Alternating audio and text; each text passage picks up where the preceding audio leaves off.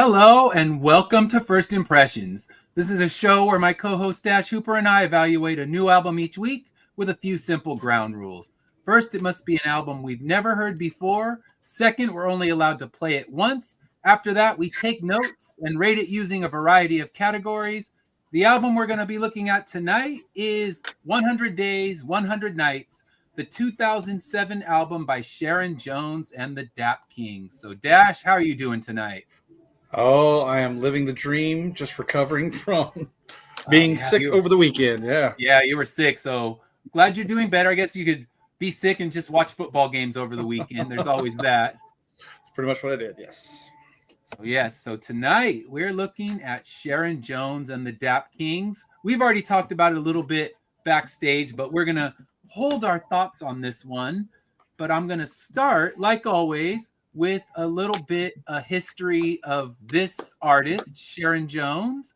So I did my research on that, and Sharon Jones and the Dap Kings, they're part of what is this soul revival that was happening in New York. The record label Daptone Records, they're a record label that produces a lot of funk and soul and that retro sound. And Sharon Jones was one of their big artists. So she helped to bring that revival back.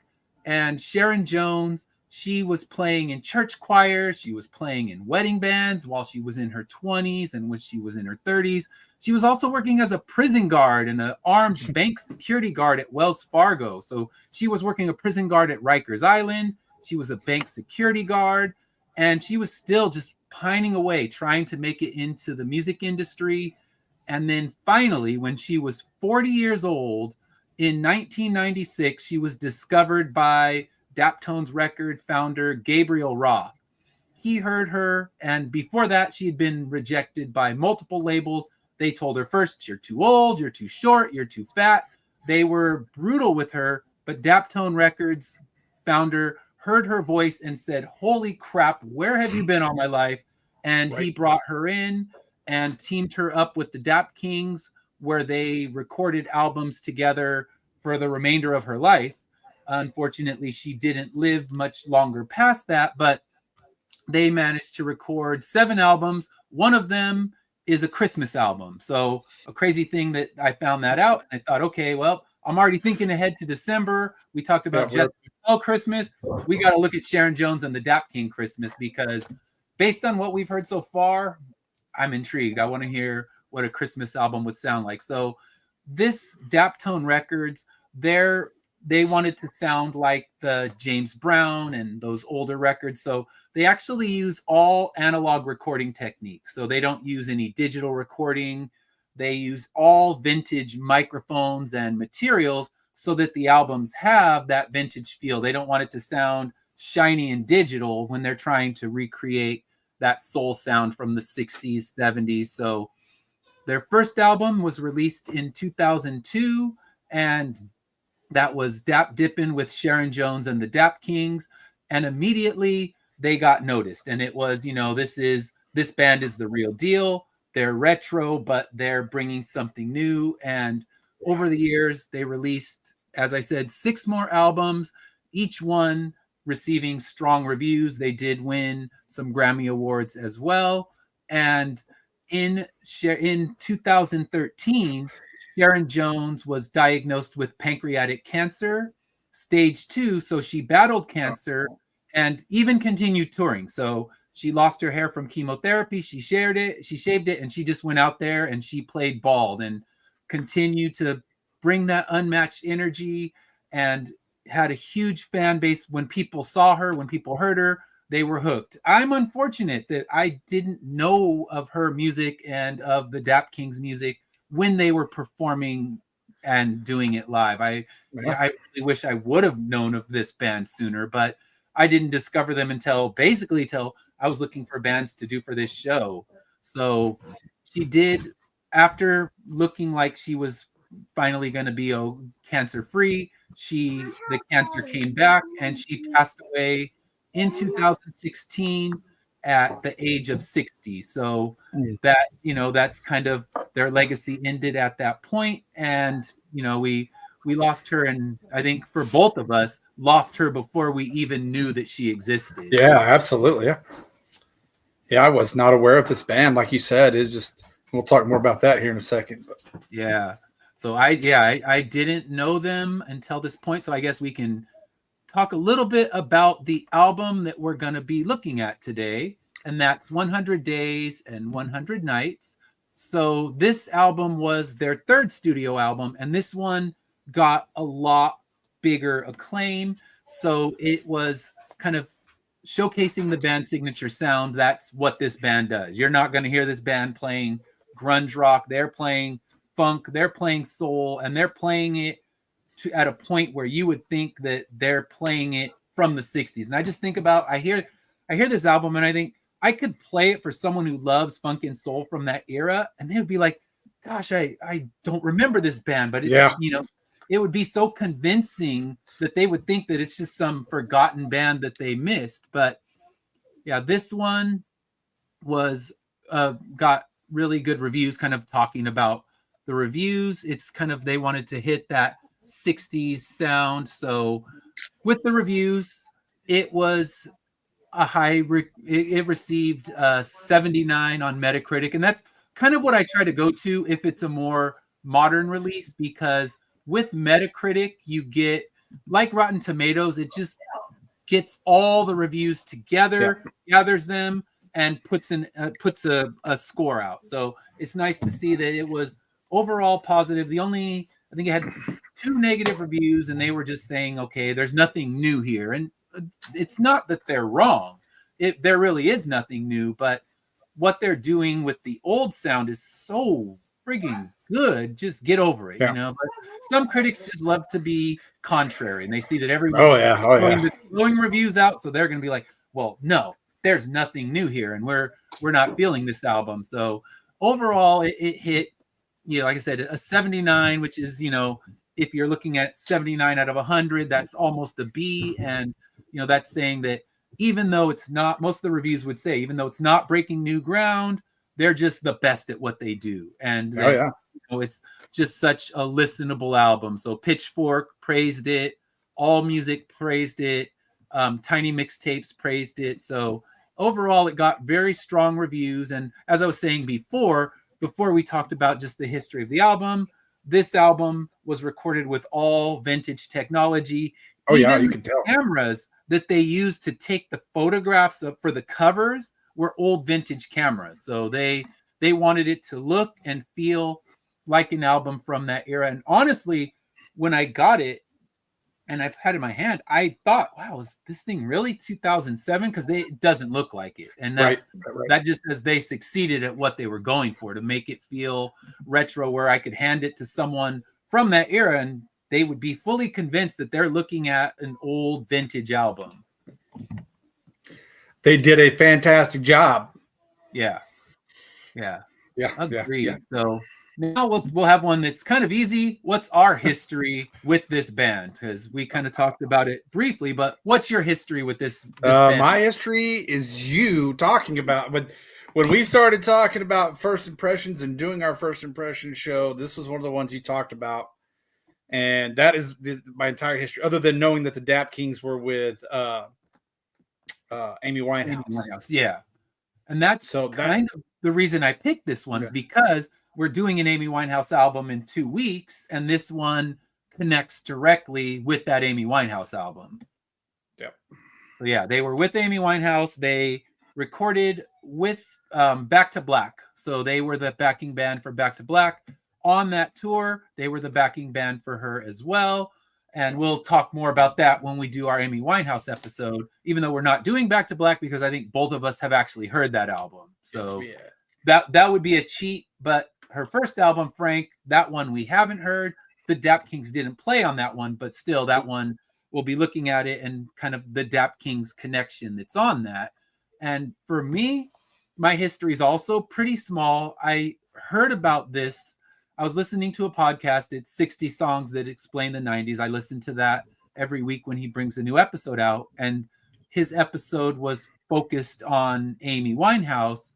And if you've ever listened to the podcast, he goes in a kind of roundabout way to actually get to the artist he's talking about. So his roundabout way on this episode was talking about Sharon Jones and talking about how he loved her, he interviewed her, and then gets to the point where he was at South by Southwest and he went and exclusively watched Sharon Jones and the Dap Kings play at the same South by Southwest that Amy Winehouse was at. So that's where he kind of finally gets to his point. But all this talk that he was doing about Sharon Jones and the Dap Kings, I'm like, I need to find out more about this band. Up until that point, I had never heard of them. I mean, you kind of know the name, the Dap Kings, but like I said, more from Amy Winehouse than from Sharon Jones. So it just made me think, I need to find out more about this, and what better place to break it in than on this show where both of us are coming in almost entirely blind. So, and that's the best way for this. You come in and Absolutely. you know nothing. And it's like, all right, let's see what we want to discover here. So with that said, let's start with what should be a pretty easy one today. What are your overall thoughts with this album? When we talked like backstage about this before we came on, and this is the easiest album we've listened to, and the reason I say that is I have nothing negative to say about this album from the get go. Like we talked about, I love the cover, I love the the retro and vintage feel of this, and then you immediately turn it on to 100 Days, 100 Nights. You're immediately thrown back into the 60s. Like I'm serious. You would have thought this was the way it's recorded, and the way I listened to it, I would have thought I was listening to on the Ed Sullivan Show. Like you're really feeling like you're watching Ed Sullivan, and Sharon Jones is on there and they're singing, and man, I just love I love this album from the get go, and each song you're really feeling it, and her vocals. I did not know this. You were talking about it, that where they said they turned her down, and this woman has such powerful vocals that how do you not listen? How do you not get enthralled into her worlds? Like she brings you into her world. So my overall thoughts is this is one of the best. I mean, this right now, I know we've only had 2 albums or 2 or 3 albums in 2025 so far. Yeah. Already this is the running for the best album I've listened to. And I've listened to a lot of albums. Yeah, you're doing your challenge. I'm doing my challenge. A lot more. And this is the best album I've listened to this year in the 22 days of January. This is the best album already. And I don't know, it's going to take something magical to beat this album. Because I love 60s, you know me. I love the 60s. I love the 70s. I love the old music. And this is on spot with it. You can throw this up against the Elvis album or the Spinners, whoever, the Supremes. You're throwing it up against all those, and you could play it in a like a playlist, and nobody would know the difference that you're listening to an album that was recorded in 2007. Yeah, you could fool a lot of people with this album. And I'm just thinking like, oh my gosh, I know, like I would play it if my mother-in-law were over, and she loves watching like Ed Sullivan things on Roku. And if I played this for her, she would just probably be sitting there like, I know this band, but I just don't remember them, because you are truly convinced that this comes from the 60s and 70s. And it's got that Motown, that funk, that soul. I mean, you could see Sharon Jones and the Dap Kings opening for James Brown. I mean, you just imagine that in your head. And, she got this reputation as an amazing live performer. They were calling her the female James Brown, and you can see how that exists. And yeah, I mean, it's vintage. You don't imagine that it's coming out in the 2000s, but they worked hard to make it sound, like a proper album. And they this is one that they encourage you, buy it on vinyl. This is the way to hear the album. And when singles came out, they released them as 45s. I mean, they wanted to keep that going. So here's the thing. A band doing what Sharon Jones and the Dap Kings are doing could be pure cosplay. And then you just feel like, okay, they're just trying to cosplay as the band from the 60s, and good for them. But this feels just authentic to her core. Like she was meant to make this kind of music.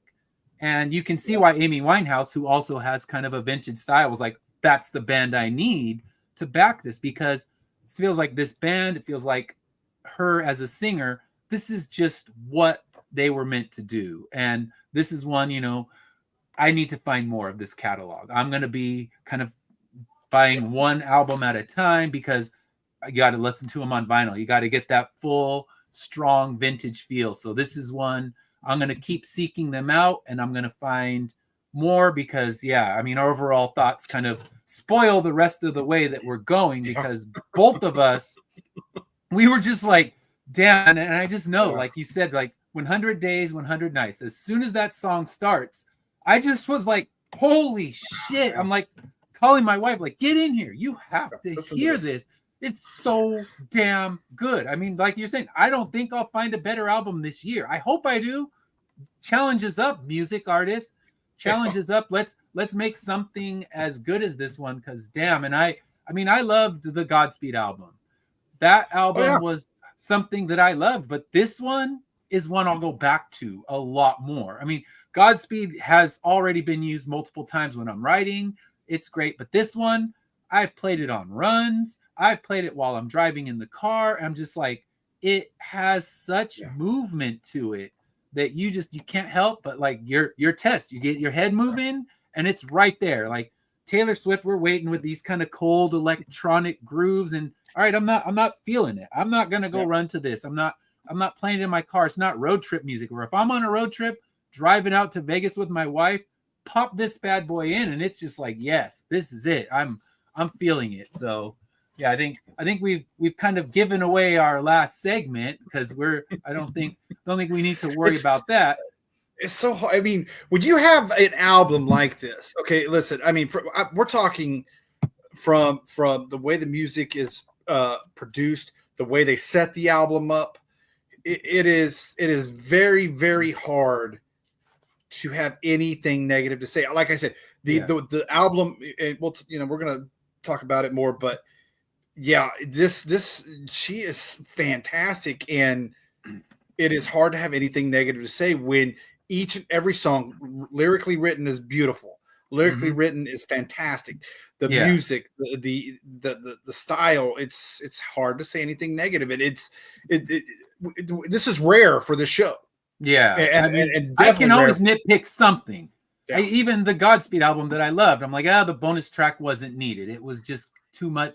It was nice to be included, but it was filler. Where this one, I'm like, where's the filler? Where's the skip?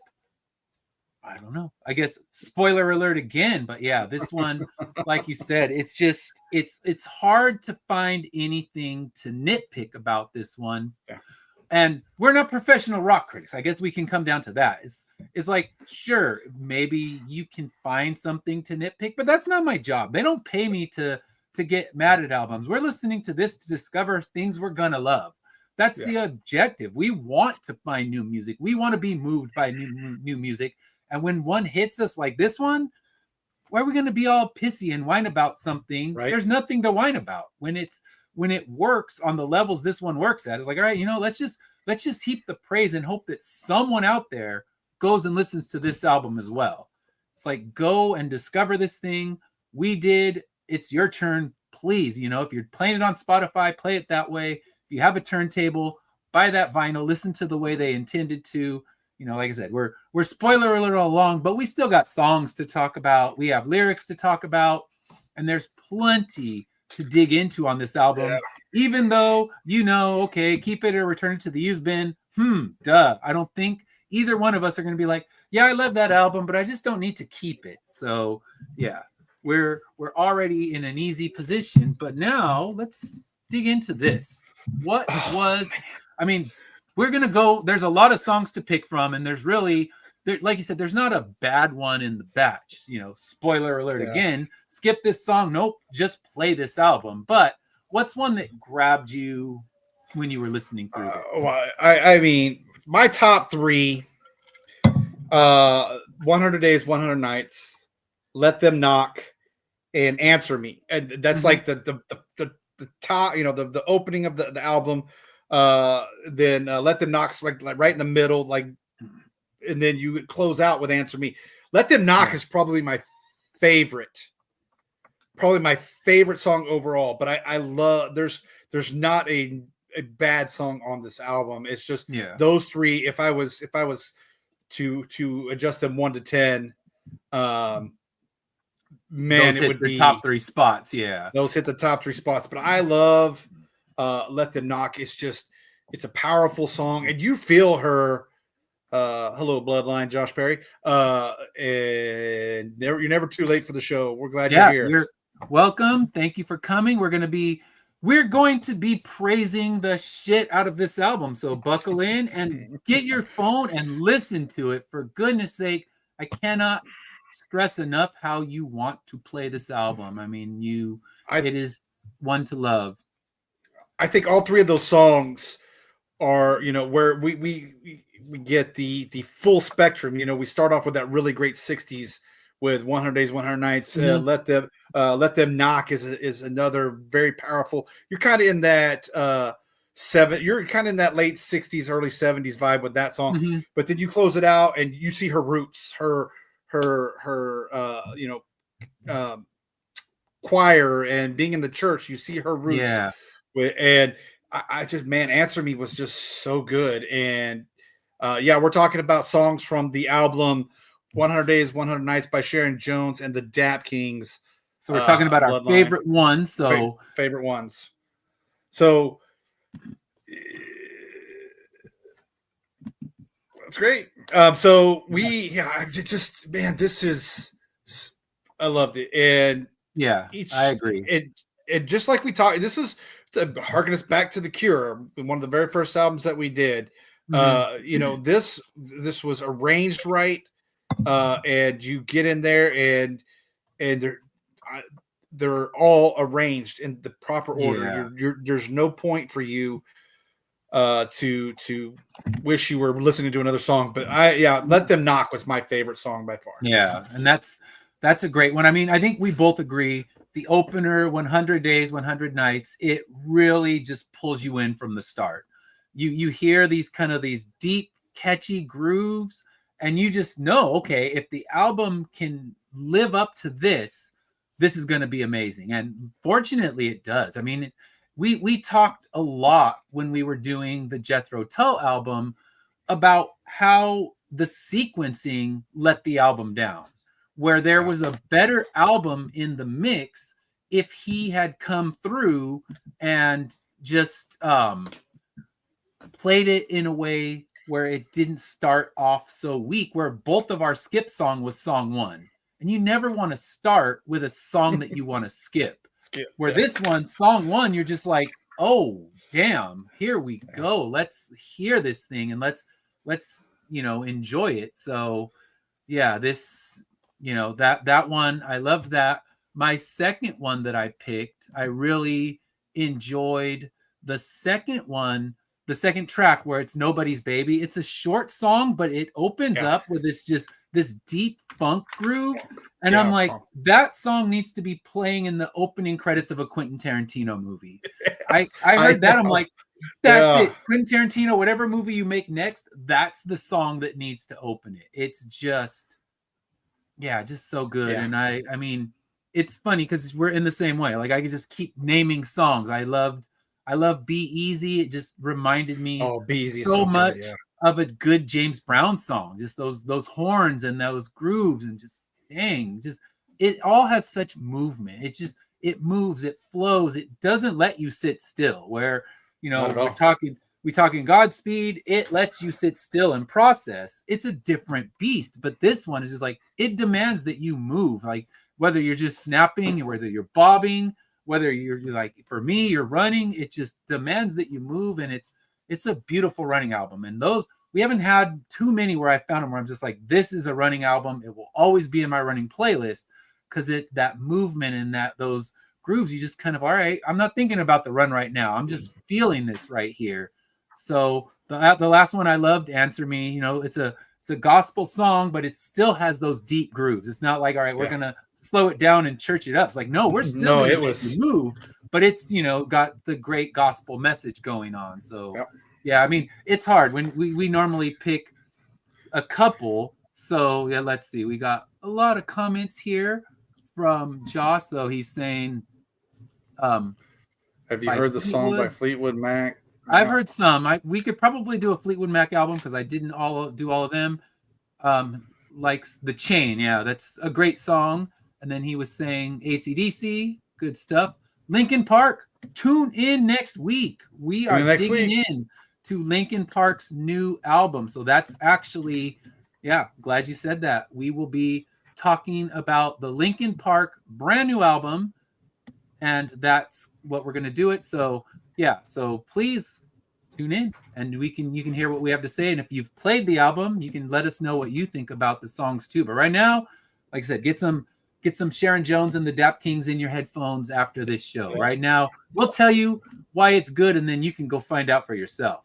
So yeah, this one, yeah, all of those ones, but I could have named every song on the album and made a good argument for why. And I guess that's the sign of a good album, when it's kind of like you could name any song and it feels like it's the right answer.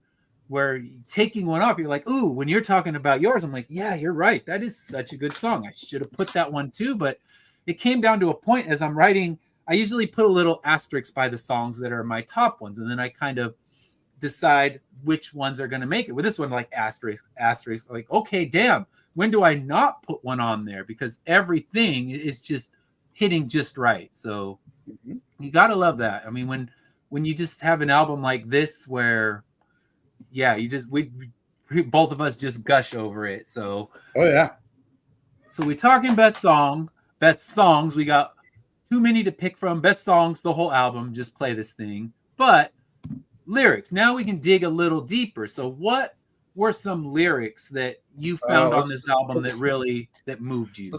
Let's just go back to Let Them Knock. All right, listen, we're talking. This is the no-brainer for, you know, this is, I love it from the beginning. Let them knock upon my door until their hands are black and blue. I ain't answering for no one until me and my man are through. I mean, this is a love song. This is an upbeat love song, if you will. Yeah. But I mean, not everything's love in this one. She's definitely, some men have done her wrong and she's going to call them out. But this one, not calling the man out. No, this one, he's not angry this time. She loves this man, and it don't matter if you're calling her. Basically, what this boils down to is no phone, nobody knocking on the door, even if they're wanting me for something specific. You know, this is between her and her man. She loves this man, and it's there's nothing going to come between that. And that's throughout the, you know.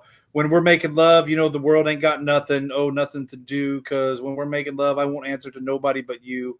But you. That's it. It's all about him and her, or her and him, and I just love that. And it's so I like that song. Another one that I really one of the lyrics that I really digged was the 100 Days and 100 Nights. I mean, 100 days and 100 nights to know a man's heart, 100 days, 100 nights to know a man's heart a little more before he knows his own. So this is one of those ones. This was one of those ones that you were talking about. She's been wronged, and she's been but you know, how long does it take you to find out this man? How long does she figure him out before he figures himself out? But it's just good. I mean, you know, sometimes you don't need long drawn out lyrics. And these are just so to the point, but still very well written, because she's telling you straight up. She's not beating around the bush in any of these in any of these songs. Yeah, you know, 100 Days. You know, I don't know. I like that one, and we could go on to Answer Me again. Back to the gospel roots. I picked my favorite 3 songs and their lyrics, but you could go into all the rest of the lyrics. Because we could be here. We'd be here till tomorrow talking about this album. I promise. There's no wrong answer. They all have great lyrics. The first one I picked was Nobody's Baby, and where she said, well, you know, I ain't nobody's soldier. Oh, Lord, no.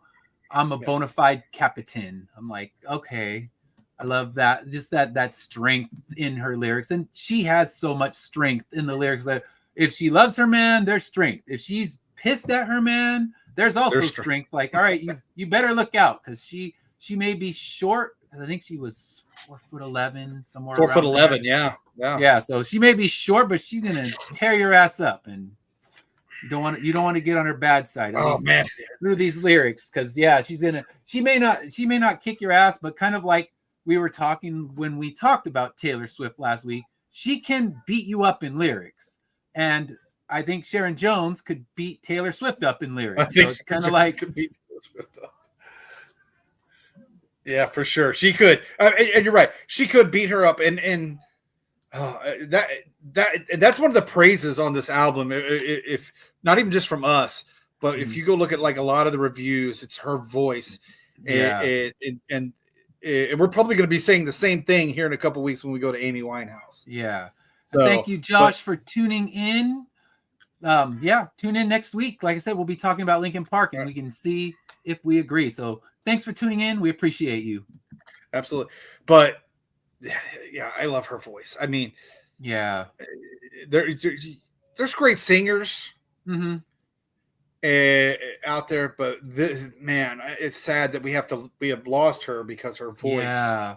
I mean, I just think about, no, I can't believe I never got to see her in concert. Yeah. It's like, I went to YouTube, of course, because after this, I'm like, I got to look for YouTube performances, and yeah, she just brought it all on that stage, and just like, oh, I wish that, this is one of those time machine concerts. I need to go back and see her when she was doing her thing. And here's the craziest thing I think about. She was in wedding bands. Imagine you hire her and she's singing at your wedding. You're like, holy crap, we have the greatest wedding band of all time. Come home and live with me and sing to me and sing to me. Yeah, man. God. Man, just think that I just imagine, like, we just had a DJ at the wedding, but if you hire a wedding band, you're expecting some kind of mediocre, good enough to make the people dance on the dance floor, and out walks Sharon Jones, and she's playing your wedding with that voice. Like, she's gonna belt out these, I think like At Last is one of those wedding classics. Yeah. Everyone plays At Last by Etta James. Imagine Sharon Jones is the one belting that out at your wedding. Like, holy shit, this wedding is on a good path, because we started with a wedding singer like that. And I can't even conceive that, she was just playing little wedding gigs here and there, and imagine everyone leaving that wedding good Lord, what just happened right here? That blows me away. The fact that you told me that just blows me away, because when you hear her, you'll just be like, she should have been singing professionally forever. Yeah, and the fact that the music industry shunned her, it's not that surprising, because that kind of reminds me of those years of American Idol when Simon Cowell was just a monstrous dickhead, and you're too fat, and he would just call people out. He's not worried about their voice. He's calling them out for this, that, and the other thing. So much of the music industry in that era of the kind of early 2000s to mid was so much look based. It was so much image based, and you have a voice like that. I mean, I'm sure they would have relegated her to Milli Vanilli-ing somebody. Like, hey, we like your voice, but we're gonna make these guys be the front woman, some pretty one that fits that checks all their boxes, and like, well, we don't want to hear her voice, but we want to hear your voice, and let her be the singer. And it just feels like that would be something that could have happened with her. But fortunately, she got discovered. She got discovered by Dap Tone Records, and he got her right in there, and we got 7 albums from her. And at this moment, I know 1, but I guarantee by the end of the year, I'll be familiar with all 7. So yeah, it's fortunate that she did eventually get discovered, but man, to think she's floundering away, doing guard work at Wells Fargo, which one of the stories that you read about her is she finished her shift at Wells Fargo, ran into the studio to record her song dressed in her Wells Fargo garb. So she's still wearing her guard uniform and goes in and records a song. So it's like, damn, But that's the thing you think about is like, it doesn't matter when you make it. It took her till she was 40 to be noticed, to be discovered, not to just be that, you know, ridiculously good wedding singer that someone happened to witness. So Yeah. you just keep plugging away because there's no expiration date on being, you know, being amazing. And it took her years to get discovered. For, you know, decades she was ignored, but you can do it. So it's kind of an inspirational thought for anybody. It's like, hey, you know what? It took her till she was 40, but then she had 20 years of recording and, you know, made herself a success. But Absolutely. yeah, those record labels, oh, they all suck. You know, I mean, that's what we were talking about. You know, I'm not trying to get too off. That's what we were talking about with social media. Now you have so many ways to put yourself out there, and advertise yourself. And so don't just, you know, and don't limit yourself to one social media. Put it out on every one of them. And you know, that's where authors are found. That's where comic book artists and writers are found, and indie singers. Don't just limit yourself. We're in a time now where you can put yourself out there and not be afraid, and people will love you, and you don't have to be on a label or anything. Just do your thing and you'll find your following. I promise you. Yeah, because if she had come around now, let's say, she would have become a YouTube sensation and probably blown up and made tons of money just singing on YouTube. So there's better outlets. You don't need a record label to put you out there. You don't need a publisher to put you out there. You have the power that she didn't have, but fortunately she got discovered before it was too late, and you know, we got that music. So what's another lyric that grabbed you? Kind of we went on a tangent, but that's all right. I think, again, just like I said, with there at the end, you're just what she gives to God. Her voice is, she's like, even if my voice is strained and I moan, I hope you can still hear my prayers. Yeah, like giving herself, you know, and you know, don't you hear me? I need you. She's needs, and I don't know why this was written. I don't know if there was something going on with her personally or anything like that, but she needs him, and she's asking for him, and hoping that he, and so she, you know, I just love that song, and I thought it was well sung. So those are my three.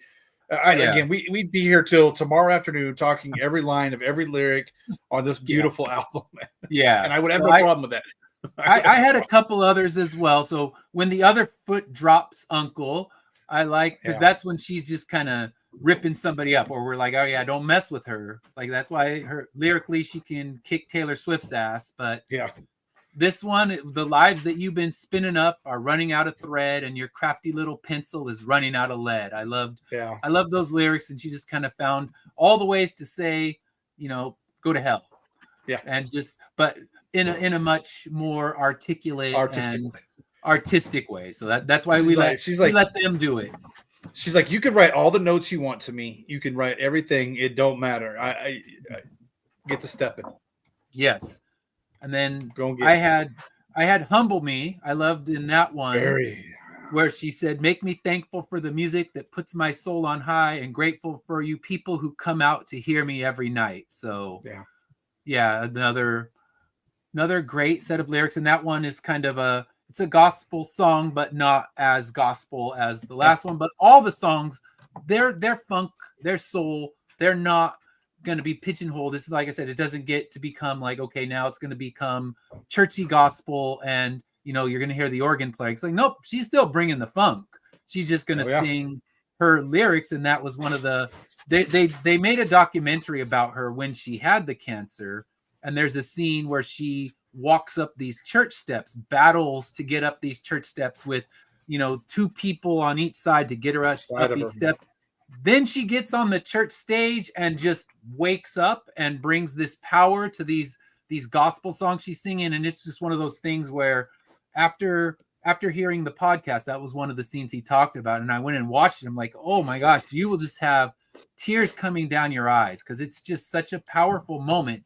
she can't get up those stairs. But in the moment she starts performing and she's up on that stage in the church, she's alive and she's just belting out that power. And yeah, it's called, I think it's Miss Sharon Jones. It's a documentary they made, and you kind of see her when she was first diagnosed with the cancer, just battling with it, but still up there giving every ounce of energy that she has. And then she, was cancer free for a short time and it came back. But it's just, you watch that documentary and it'll leave you bawling. So it's one of those things where it's like, I went from, I don't know who this is, to now I'm becoming a super fan and I want to know everything about them, because it's just, yeah. What is that on? Did you find where it was? Is it streaming?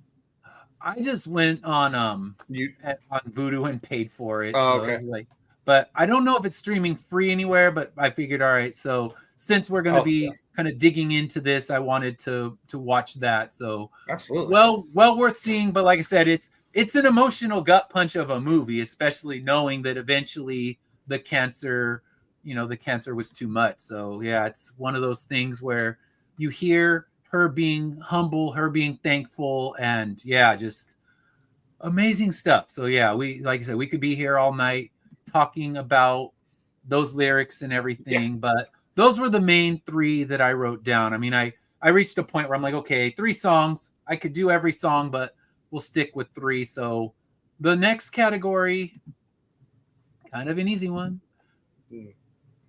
0. Skip 0. none. Play them all. Go go out and buy the thing on vinyl, because it deserves to be listened to it on more vintage technology, because that's how they intended this. They wanted it to feel retro. And like I said, the thing about it is it never comes off as cosplay, where so many things could. And that's the fine line that you walk when you want to record retro and you want to sound like something from an older time.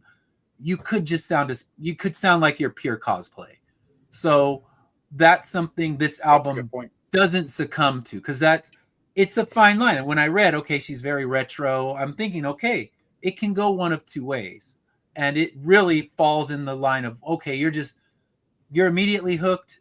The band is also phenomenal. I mean, we talk about her, but this band, that horn section, the backing vocals, they're also commendable. And hopefully the Dap Kings are still out there playing music, because they are a spectacular band. And, as much as I'm sure they miss having Sharon Jones running things, they just need to be out there playing music, even if they're doing, soul karaoke, and let, the fill in the blank soul singer or funk singer play behind them, because this band is just phenomenally good. And yeah, that's another thing. Like I said, I went in, looked up old performances, and they bring it live as well as they bring it in the studio. And she's just that. She's just a powerhouse up there, and it's all 4'11" of her just tearing up the stage. Oh yeah, having fun. And that's the thing, because I see huge amounts of concerts. I've seen thousands upon thousands, and you can tell when a band is phoning it in, and nothing is worse than when you dropped your hard-earned money to watch someone up there not giving a shit. It's kind of like, I took a night out, I drove here, I'm ready to be moved, and you're up there indifferent to the whole experience. And from what I've seen through the performances and just the things I've read, she never phoned it in, even when she was suffering with that pancreatic cancer. She's still giving every ounce of everything she had on that stage. And you have to love that, because people drop their money, and kind of like those lyrics that I talked about, she wants to be thankful for that for the people that are, filling her soul with that music. So it's amazing when a band actually cares about their fans enough to sing like that. To sing like she does, there's no way you could tell. Like, I mean, if you listen to her albums and then go see her live, and if you thought she was phoning it in, you would know. And there's no way, not with her voice. And just you watch her, and she's just moving around the stage. She's kicking off her shoes midway into the set, and I watched the one that you can find. It's on YouTube. There's a live on KEXP, which is a radio station in Seattle, and they play like some of my favorite bands play live on KEXP. So I always seek that out because they are always 2 steps ahead of what mainstream music has. And I watched her full performance, and it's just spectacular. And it just sends me to that, man, why did I have to wait till now and never got the chance to experience her in person? But luckily, the internet's still out there. You can seek out some of her performances on YouTube, and I highly recommend it because, yeah, she just brings this high level of energy to every song she's playing. So definitely seek some of those great videos out. But like I said, the KEXP one, I'd recommend that first because it's a nice professionally shot, and they're just when I went the one time I went to Seattle, I'm like, I have to play KEXP because this is my station. I know the DJs on it because I've watched them all on these live on KEXP segments, and yeah, they get a lot of great bands. Even one of the ones that we have coming up, a much lesser known band, Mr. Gnome, they have a great live on KEXP that you can watch. So much good stuff. Seek them out, seek her out, and kind of, I guess we've given kind of our thoughts to make this the easiest segment, just kind of like to skip this one, keep it, return it to the used bin. Like Uncle Swifty, you can't have this one. Sorry. This is a 5-star. I whoever these negative people are, you shush, because this is a beautiful album. Like you said, a lot of the reviews were very high on them, very high praise. I looked at them. But man, this is a 5-star for me. This is definitely on the. Not only is it going in the vinyl collection, it's going on the Spotify playlist as well. That album will be on my Spotify if I'm out running around or doing something. I'm in the mood for that. It's definitely going on there. Yeah, there's no way to. I don't know how anybody could return this one because it's just a beautiful album. I'm so glad that you introduced me to this because there's rare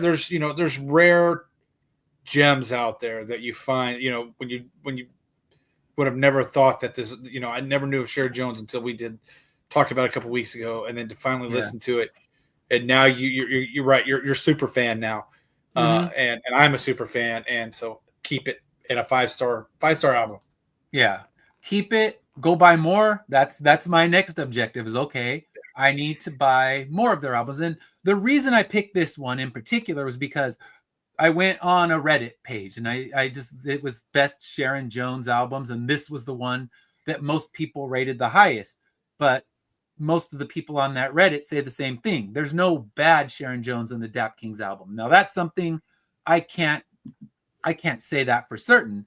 I will definitely be able to answer that because I'm going to seek them out, but I'm not going to grab any of them on Spotify. I'm going to buy each one on vinyl and just kind of build the collection. And then around November, buy the Christmas album and make that one of our listens when we get to our December show, because we're always seeking out a new Christmas album that we haven't heard. That's one we definitely don't know.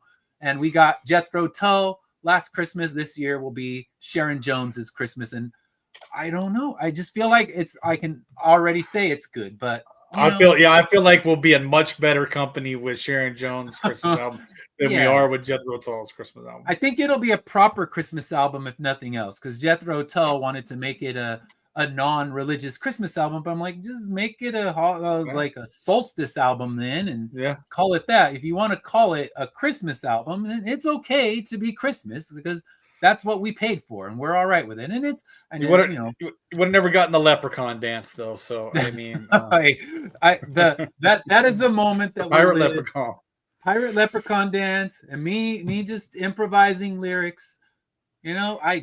I can't say that I would ever want to lose that moment. That was fun, just messing around with my child in the living room, making up pirate lyrics. You can't buy moments like that. So no. Jethro Tull, Ian Anderson, thank you for making me a full pirate for a day. So it worked out. Perfect. But I feel like we'll have a better experience. But then again, we'll see. I guess we'll see in a few months. But for now, let's talk about what is coming up.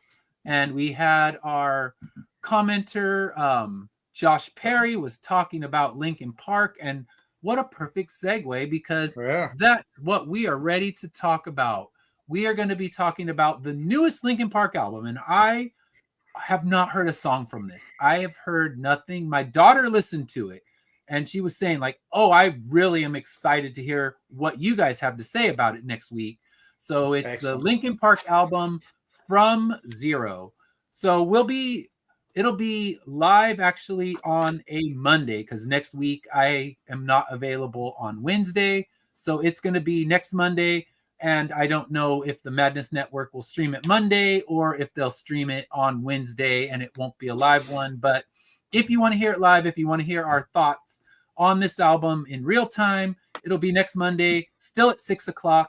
And yeah, I'm really curious. I'm very curious about this one. I have the vinyl. It's waiting for me. And yeah, It's not opened yet. It's just not open yet. I haven't cracked the seal, because pretty much when I immerse myself each week, I dive so deep into the album. Even the Taylor Swift, I ended up playing it like 4 times, because I want to really make sure that what I have to say is the true feelings on that album. And a lot of times on a first listen, it's really hard to gauge. I always make sure that my notes are down on the first listen, so I'm following the ground rules that I made. So I guess if I wanted to break them, it's like, all right, break your own rules. But we want to be that. We want to experience that thing for the first time and get that feeling. And I guess it's not that hard when you get an album like the one we played this time, and you're like, okay, one listen, and I have a lot of feelings. I have a lot to say. So yeah, the great ones, they don't need more than one listen. You just want to play them more than once. So the great ones demand more than one.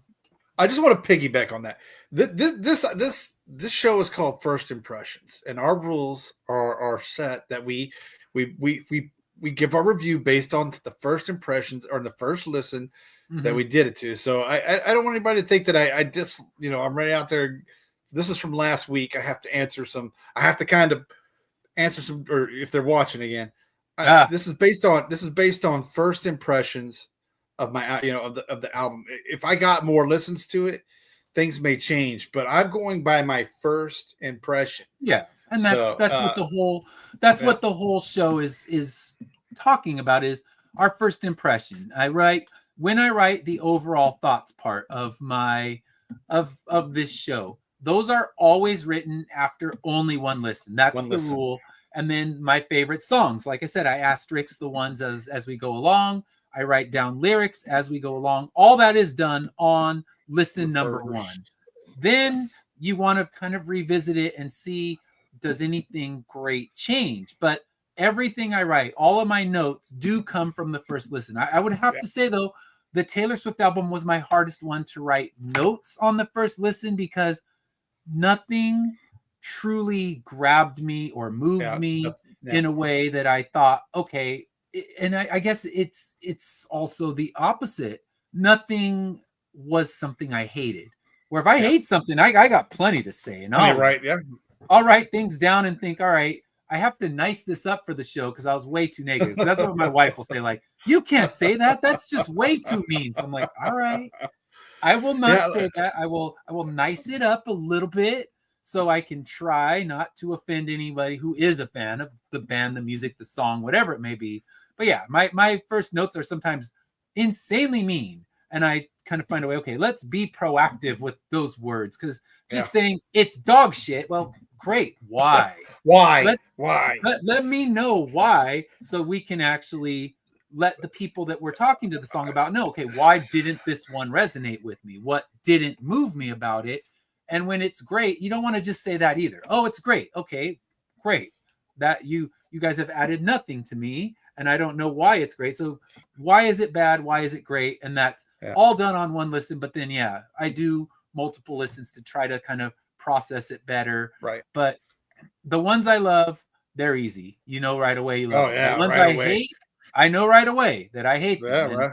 Certain songs make me angry, and I want to bury them with all those copies of E.T. that Atari buried years ago. Yes. It's like, throw it with the E.T. cartridges, because that's where it deserves to live its life. But when it's just like this, when it's immediate, kind of love at first listen, this is, like you said in the beginning, the easiest show we've done because both of us were just like, oh man, damn, it hit all the right notes. I'm in. I'm a fan. I've I will own the catalog before it's done. And yeah, will Linkin Park do that for us? We'll see. If you can get this old man right here to start dancing in the middle of his kitchen when this album was playing, when an album was playing, you've got me hooked. I guarantee it. Yeah. And I'm head bobbing and I'm dancing along to this, to Sharon Jones, and every song I'm dancing along to.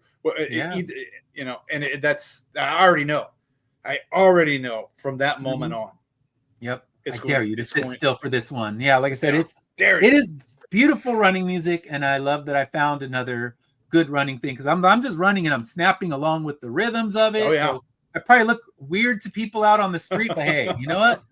I'm out there on mile number 12. It's hard to not just want to crawl away and die. So I'm like, hey, the fact that I'm still bobbing and enjoying my life at mile 12 to I always say in a marathon, like 12 to 22 are the slog miles. And then by the time I get to 22, I kind of get that second wind. But yeah, this album's a good second wind album. I'm thinking like, okay, late definitely. In the marathon, that's when I want this one dropping. Give me this one for those last couple miles. Oh yeah, things start getting rough. Pick your time up real quick.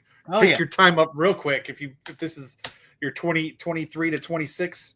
The Finish Strong. This is the Finish Strong album right here. So for real. All right. So there you go. We have gushed on this album, but don't take our word for it. Go play it. I implore you. You want to hear this album. It is worth your time. It is worth your energy.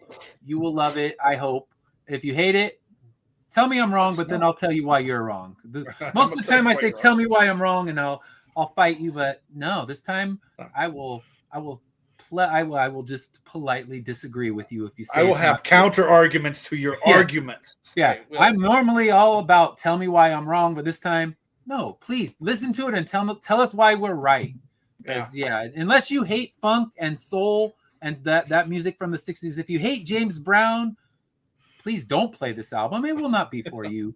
If you are only listening, if you're only a metalhead and you have, narrow tunnel vision of taste, please do not play this album. But if you love funk and soul, if you love that 60s vibe and you love that James Brown style music, play this one. You won't be disappointed. And until then, next week we will be back, as we said, with Linkin Park. So Josh, let us know what you think of this album. So we're curious to know your thoughts. This one, I'm guessing a lot of people out there probably haven't played it, so they didn't have thoughts to give us, but play it, comment later. You can still comment on the YouTube, and after you go back and play this one, let us know what you think. It is well worth your time. Replays are always good. Replays of our show are always good. We welcome the replay. Yeah, replay and tell us why we're right, why we're wrong. Either way, because someone came in after our Gordon Lightfoot episode and told me in many ways why I was wrong, and I'm all for that because I know it's not my wheelhouse, and that's okay. I am willing to take that lump. Not on this one. Tell me I'm wrong. Nope. I will tell you you're wrong as well, and we'll just have to agree to disagree. But absolutely, thank you for tuning in today. We appreciate you being here, and we'll be back next week on Monday. And we'll see you then. Click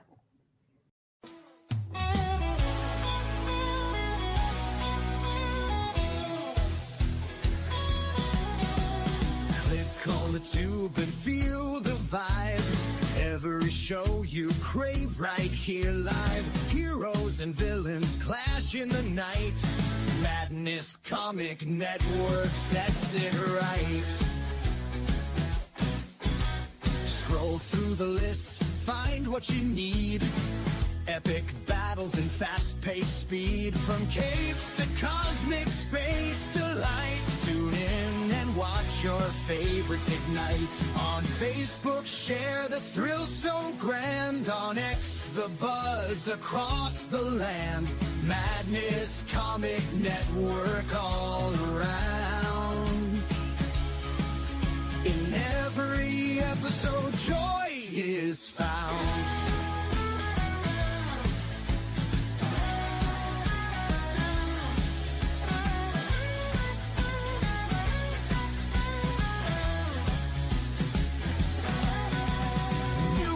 uploads, they never end.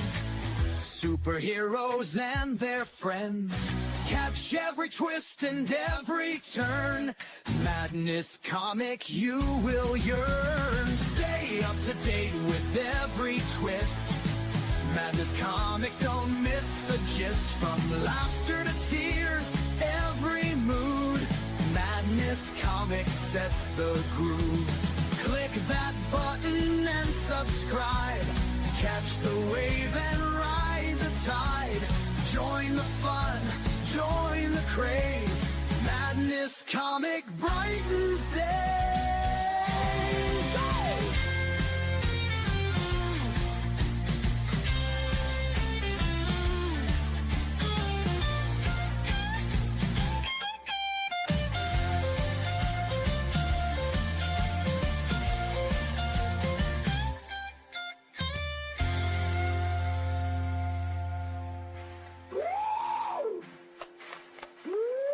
New uploads, they never end. Superheroes and their friends, catch every twist and every turn. Madness Comic, you will yearn. Stay up to date with every twist. Madness Comic, don't miss a gist. From laughter to tears, every mood. Madness Comic sets the groove.